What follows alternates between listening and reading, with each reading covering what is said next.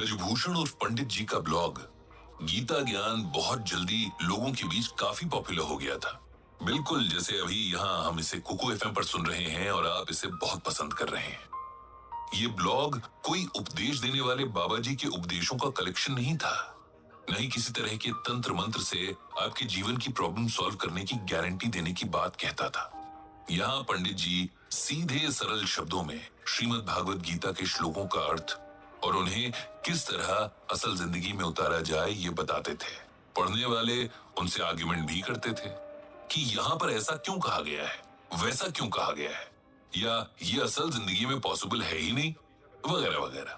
पंडित जी हर सवाल का स्वागत करते हैं क्योंकि सवालों से जवाबों के रास्ते खुलते हैं।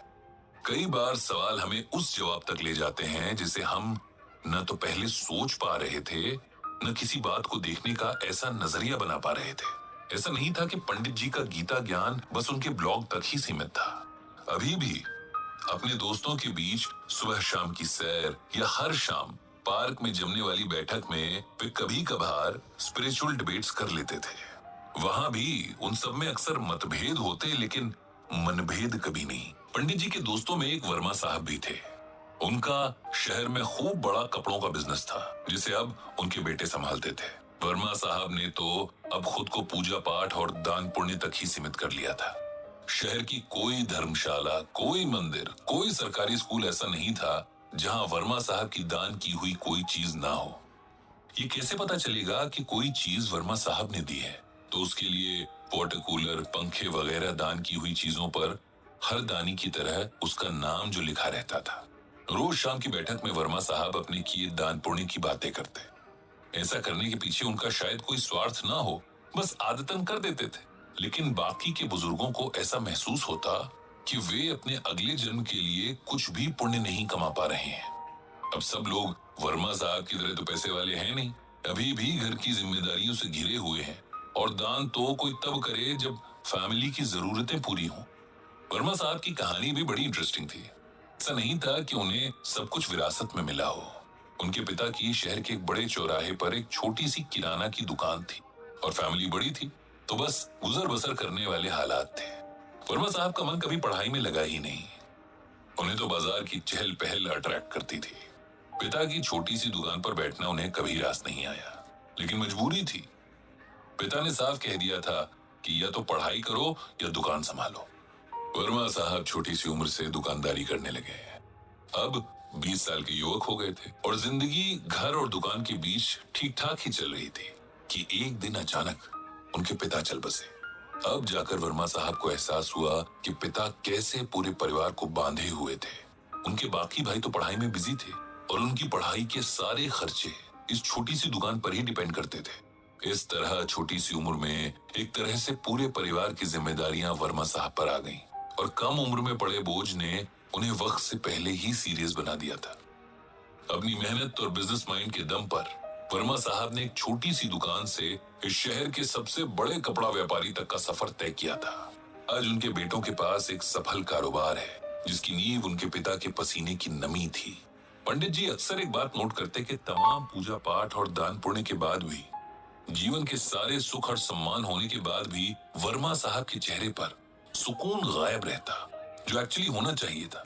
हालांकि वो कभी उनसे पूछने की हिम्मत कर नहीं पाए क्योंकि किसी से जुकाम बुखार की बात पूछना अलग बात है, लेकिन उनके बिना कहे चेहरे से झांकती टेंशन का जिक्र करना क्या पता सामने वाले को अच्छा ना लगे। धीरे धीरे वर्मा साहब ने पार्क में आना कम कर दिया।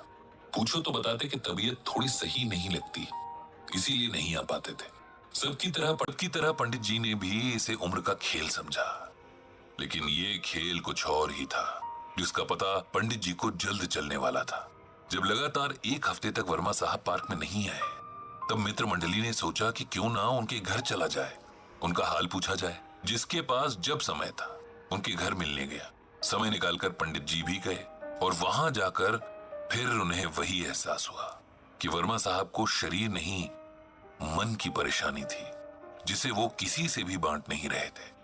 थोड़ा एकांत मिलने पर आखिर पंडित जी ने वर्मा साहब से पूछ ही लिया कि उनकी इस बेसुकूनी की वजह क्या है, क्यों हमेशा उनका मन अशांत सा लगता है, क्या इसके पीछे परिवार या कारोबार की कोई समस्या है।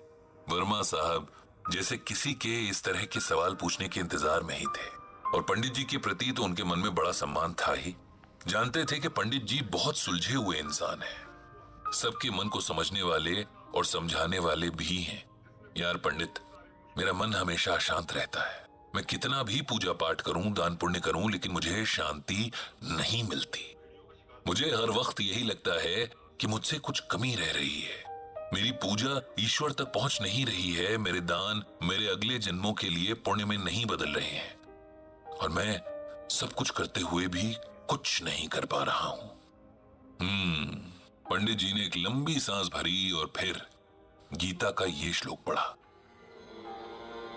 विहाय कामान यह कर्वान पुमांश चरति निस्पृह निर्ममो निरहंकार स शांतिम अधिगच्छति। इस श्लोक में भगवान श्री कृष्ण ने अर्जुन से कहा है कि जो मनुष्य सभी इच्छाओं और कामनाओं को त्याग कर ममता रहित और अहंकार रहित होकर अपने कर्तव्यों का पालन करता है, उसे ही शांति प्राप्त होती है। अब सरल शब्दों में इसका मतलब सुनो। जब हम कोई भी काम करते हैं, चाहे वो अपना रोजमर्रा का काम हो या किसी की मदद करने जैसा काम, यदि हम किसी भी तरह के स्वार्थ या अहंकार से भर कर करते हैं, तब हमें किसी भी तरह से उस काम का सुकून नहीं मिल पाता। अब जैसे हम किसी की मदद करना चाहते हैं, देखा जाए तो ये बहुत अच्छा विचार है, लेकिन इसके साथ ही हम ये भी सोचते हैं कि भाई हमारी वाहवाही हो, इस मदद या दान के बदले हमें पुण्य मिले, हमारे पाप कटें।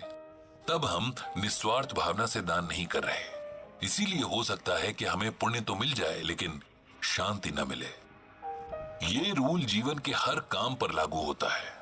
अपने बच्चों को भी अपना इन्वेस्टमेंट नहीं समझना चाहिए कि आज हम इन्हें अच्छे से पालेंगे तो कल ये हमारी केयर करेंगे। उनकी अच्छी अपब्रिंगिंग यानी परवरिश हमारी ड्यूटी है। हम दान करते हैं क्योंकि हम काबिल हैं, लेकिन उसके बदले ये उम्मीद रखना कि इसके बदले हमारा प्रचार होगा, घमंड की निशानी है। और ईश्वर उस हृदय में वास नहीं करते जहां घमंड हो। इसी तरह उस हृदय में सुकून को भी जगह नहीं मिलती। अपना कोई काम करना, किसी की मदद करना हमारा फर्ज है, जिसे पूरा करना हर किसी की जिम्मेदारी है। इसके बदले कुछ मिलने की एक्सपेक्टेशन रखना गलत है। वर्मा साहब, आपने जीवन भर मेहनत की, आपको लगता है कि आपके परिवार को आपके प्रति थैंकफुल होना चाहिए। वे होंगे भी, लेकिन इस एहसान का शुक्रिया वे एक समय के बाद करना बंद कर देंगे। लेकिन आप उनसे हर समय ये सुनना चाहेंगे। ऐसा ना होने पर आपको दुख होगा, जबकि देखा जाए तो आपने किसी पर कोई एहसान नहीं किया। आपने जो किया वो परिवार के सदस्य होने के नाते आपकी रिस्पॉन्सिबिलिटी थी। हर कोई अपने परिवार और समाज के प्रति इसी तरह अपनी रिस्पॉन्सिबिलिटी निभाता है। आप पूजा पाठ करते हैं, ये भी उस भगवान के प्रति हमारा फर्ज ही है, जिसने हमें मनुष्य के रूप में जन्म दिया और इस धरती के सभी सुख भोगने का अवसर दिया। अपनी पूजा का प्रदर्शन करके भी हम उस सुख से हाथ धो बैठते हैं। इसीलिए कोई भी काम बिना घमंड और सेल्फिशनेस के किया जाना चाहिए, तब मन पर किसी तरह का बोझ नहीं होता। हम जानते हैं कि हमने अपना काम अच्छे से किया है, बाकी उसका फल जो भी मिले उसे ईश्वर और किस्मत पर छोड़ देना चाहिए। वर्मा साहब को अब समझ में आ रहा था कि कहीं न कहीं उन्होंने आज तक जो भी किया उसमें उनका एक स्वार्थ जरूर रहा। लोगों द्वारा उनके एफर्ट्स को स्वीकारे जाने, उनका गुणगान किए जाने की इच्छा रही, और जब इसमें कहीं कोई कमी दिखी तो उनके मन का सुकून छिन गया। गीता के इस ज्ञान ने मेरी आंखें खोल दी हैं। मुझे समझ आ गया है कि शांति की राह बिना किसी अहंकार और स्वार्थ के किए काम में है। उनके चेहरे पर अब थोड़ा सुकून झलकने लगा था, देर आए दुरुस्त आए वाला सुकून।